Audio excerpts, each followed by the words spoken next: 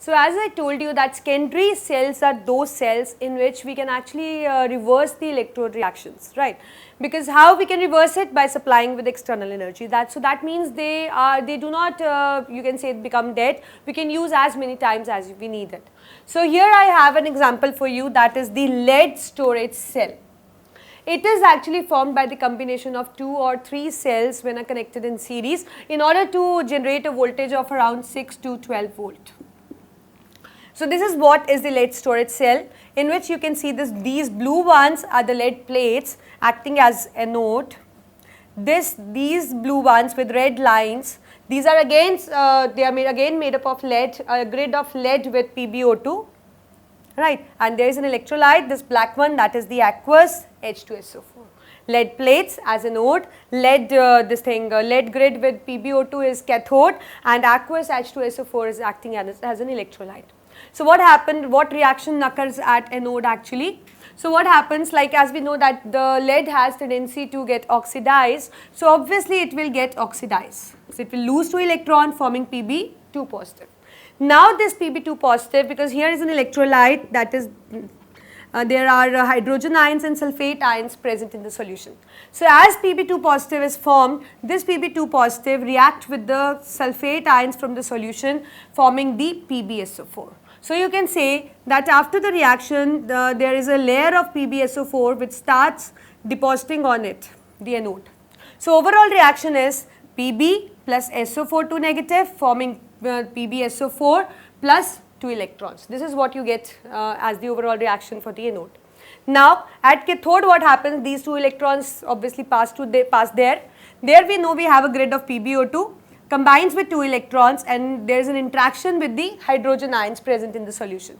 It forms Pb2 positive and it forms water. That means here the occurrence of reduction is there. So now as we know that Pb2 positive has a great affinity for sulfate ions, so they will also form PbSO4 which will start depositing here. So we will get a layer of PbSO4 surrounding the cathode as well. So the overall reaction is PbO2 plus H positive plus SO4 negative, giving rise to PbSO4 and plus H2, and these 2 electrons also you need to write here. So these are the reactions which are occurring at cathode. So if you look for the overall, obviously it is the Pb plus PbO2 plus SO4 and H becomes H2SO4. So and they are forming PbSO4 plus H2O. So this is what is the reaction. So that means with the passage of time, the hydrogen ions from the electrolyte is being used, the sulfate ions simultaneously is being used. So that means the concentration of H2SO will fall. That means the electrolyte will somehow starts getting exhaust. And where is that electrolyte going? It is actually resulting in the formation of layer of PbSO4 on electrodes, and this will actually stop the reaction. So there we need the recharging now. So how we can just make it recharge, or how we can just reverse the reactions now?